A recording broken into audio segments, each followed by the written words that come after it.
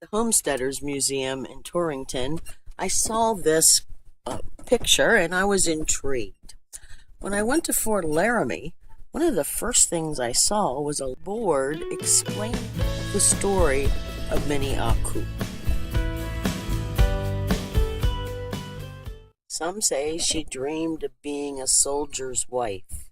There are actually many stories about this young woman, and I'm going to share with you one that I've heard. Mini-Akuwin was born around 1848.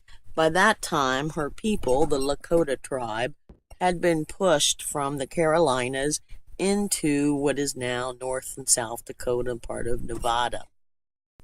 When she was very young, in 1951, a treaty was signed between the Sioux and the federal government that allowed, first of all, access through their hunting lands, and in exchange they were to receive money, meat, basic supplies, shelter, and to be taught how to become farmers. She also spent several years with her relatives inside the fort and was well acquainted with the white man's world. The 51 Treaty also established agencies. Federal employees, Indian agents, were sent to specific areas where the Indians were supposed to be living. These centralized locations were to make distributions of the annuities easier. Indian agents had a lot of power. Sometimes they used their power to control the Indians. They would threaten to reduce rations, for example, if they didn't cooperate.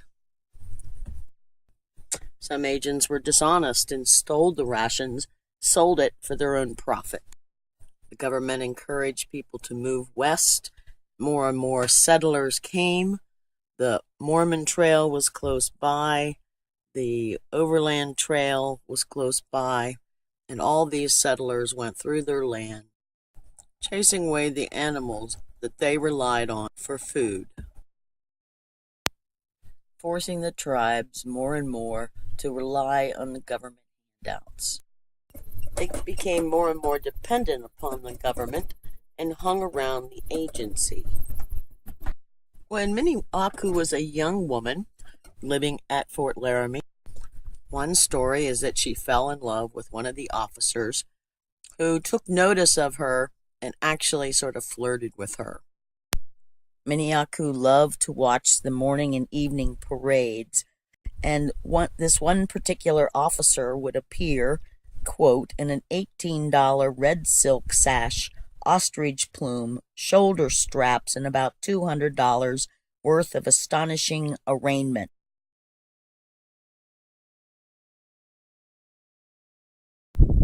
He urged Spotted Tail to send her to school back east so she could become a fine woman and possibly marry an officer, which is what she dreamed of. Instead, her father took her far away. Harsh winters, followed by harsh summers, left the tribe starving, and Mini-Akuwin lived in these conditions after having had pretty much a life of luxury. At the age of 18, Mini-Akuwin died in the winter of 1966. She asked her father to take her body back to Fort Laramie to be buried among the white people, and she had him promise to be peaceful.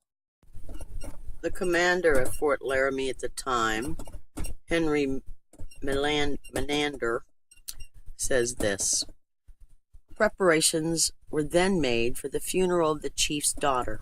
A scaffold was erected at the cemetery and a coffin made. Just before sunset, the body was carried to the scaffold, followed by her father and mother and other relatives, with the chaplain, myself, and officers, and many of the soldiers of the garrisons and many Indians. Amid profound silence, and as I was glad to see, with the most devout and respectful behavior on the part of every white man present, the chaplain delivered a touching and eloquent prayer, which was interpreted by Mr. Goff. I can hardly describe my feelings at witnessing this first Christian burial of an Indian, and one of my considerations in her tribe. An hour, the place, the solemnity, even the restrained weeping of her mother and aunts, all combined to affect everyone deeply. Spotted Tail and Red Cloud were two of the most powerful chiefs of the Lakota nation, and they had been considered hostiles up until then. Now, with his daughter buried at Fort Laramie, they took this as a sign of peaceful relations with